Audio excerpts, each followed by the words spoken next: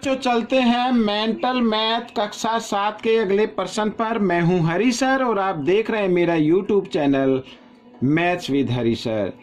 तो बहुत से बच्चों की जो शिकायत थी कि सर मेंटल मैथ नहीं मिल पा रहे हैं, तो उनकी शिकायत अब मैं दूर किए देता हूं। मैंने अपने डिस्क्रिप्शन बॉक्स में मेंटल मैथ खरीदने के लिए लिंक दे दिए हैं, आप वहां पर जाकर मेंटल मैथ परचेज कर सकते हैं। साथ ही बच्चों मेरे वीडियो पर जाकर, मेरे चैनल पर जाकर वहां पर प्लेलिस्ट पे जाकर आप अन्य वीडियो, सभी वीडियो को भी देख सकते हैं। ठीक है, आइए चलते हैं अगले प्रश्न पर। और ये चैनल स्पेशल मैंने हिंदी मीडियम के बच्चों के लिए बनाया हुआ है। अब हम करने वाले हैं प्रश्न नंबर 27। ठीक है, क्या कहता है, यदि एक त्रिभुज का क्षेत्रफल, ठीक है, एक 6 सेंटीमीटर भुजा वाले वर्ग के क्षेत्रफल के बराबर है, यानी कि त्रिभुज का क्षेत्रफल और वर्ग का क्षेत्रफल जिसकी भुजा 6 सेंटीमीटर है, दोनों के क्षेत्रफल बराबर हैं, तथा शीर्ष लंब 12 सेंटीमीटर हो तो संगत भुजा की लंबाई ज्ञात करो। ठीक है, एक ये प्रश्न करेंगे, साथ ही प्रश्न नंबर 28 भी करेंगे। 28 को हम बाद में पढ़ेंगे। ठीक है, पहले अब ये कर लेते हैं प्रश्न नंबर 27। देखिए यहाँ पर लिखा हुआ है कि एक त्रिभुज का क्षेत्रफल जिसका शीर्ष लंब 12 सेंटीमीटर है, ठीक है, और एक वर्ग जिसकी भुजा 6 सेंटीमीटर है, कि दोनों का क्षेत्रफल क्या है, बराबर है। ठीक है, तो क्षेत्रफल हम वर्ग से निकाल सकते हैं क्योंकि वर्ग की सभी भुजाएं क्या होती है, बराबर होती है। तो यहाँ पर मैं लिख लेता हूँ वर्ग की भुजा, वर्ग की भुजा है बराबर 6 सेंटीमीटर। ठीक है, इस तरीके से ये मैंने लिख लिया। वर्ग का क्षेत्रफल, वर्ग का क्षेत्रफल का फॉर्मूला क्या होता है, भुजा गुणा भुजा, यानी 6 गुणा 6 बराबर 36। 6 6 36 होता है। 36 वर्ग सेंटीमीटर आ गया बच्चों। यहाँ पर पूरा लिख देता हूँ सेंटीमीटर को इस तरीके से। ठीक है, ये यहाँ पर आ गया। तो 36 वर्ग सेंटीमीटर, त्रिभुज का भी 36 वर्ग सेंटीमीटर क्षेत्रफल है। क्यों? क्योंकि लिखा हुआ है इसमें, देखो मैं बताता हूँ, ये दिया हुआ है त्रिभुज का क्षेत्रफल बराबर है वर्ग का क्षेत्रफल। ठीक है, वो बात अलग है कि भुजा दी हुई है उसमें अलग से, तो दोनों का क्षेत्रफल क्या है, बराबर है। ये वर्ग इस वर्ग से है और ये त्रिभुज इस त्रिभुज से संबंधित है। ठीक है, किसी भी वर्ग या त्रिभुज से संबंधित नहीं है, सिर्फ इसी से है। तो त्रिभुज का क्षेत्रफल बराबर है वर्ग का क्षेत्रफल। और त्रिभुज का क्षेत्रफल का फॉर्मूला क्या होता है, 1/2 आधार गुणा शीर्ष लंब, ये होता है। ठीक है, बराबर वर्ग का क्षेत्रफल। वर्ग का क्षेत्रफल तो दिया हुआ 36। ठीक है, इस तरीके से। अब 1/2 आधार क्या है बच्चों, इसमें AC है जो मैंने माना है AC।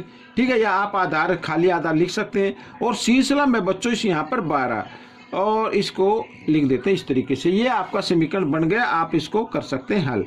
2 एकम 2, 2 छिक 12, गुणा में कट जाते हैं। अब यहाँ पर AC का मान निकालना है तो 36। अब क्योंकि 6 AC के साथ गुणा के रूप में है, इधर आकर ये भाग के रूप में आ जाएगा, तो यहाँ पर 6 छिक 36, तो AC आ गया बच्चों 6, यानी त्रिभुज का आधार आ गया 6। यहाँ पर लिख देते हैं त्रिभुज का आधार बराबर 6 सेंटीमीटर। ठीक है, ये आपका उत्तर आ गया। ये प्रश्न आपका हल हो गया। अब हम करेंगे प्रश्न नंबर 28, वो भी बहुत ही आसान है। आइए पढ़ लेते हैं पहले बच्चों। यहाँ पर देखिए प्रश्न नंबर 28, ये देखो लिखा, एक तार को 35 सेंटीमीटर लंबाई व 25 सेंटीमीटर चौड़ाई वाले आयत के रूप में मोड़ा गया है। उसी तार को दोबारा एक वर्ग के रूप में मोड़ा गया है, तो वर्ग की भुजा की लंबाई ज्ञात करो। तो सबसे पहले हमें पता लगाना है कि तार की कुल लंबाई क्या है। और कुल लंबाई का पता कैसे चलेगा, जब हम यहाँ पर देखो किस फॉर्म में मोड़ा गया है, आयत के रूप में। तो आयत का परिमाप अगर हम निकाल लें तो तार की कुल लंबाई आ जाएगी। देखो यहाँ पर, आइए करना शुरू करते हैं। तो बच्चों यहाँ पर मैं लिख लेता हूं, आयत के रूप में मोड़ा ना है, तो हम लिखते हैं आयत की लंबाई।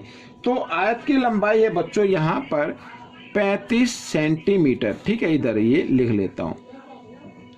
और आयत की चौड़ाई भी लिख लेते हैं साथ ही। तो आयत की चौड़ाई है बच्चों 25 सेंटीमीटर। ये एक तार था, ऐसे एक तार था, उसको इस फॉर्म में मोड़ दिया गया है, इस फॉर्म में, ठीक है। ये तो आ गई 35 और ये आ गई 25 सेंटीमीटर, इस तरीके से। तो कुल तार कितना है अब देख लेते हैं, यानी आयत का परिमाप।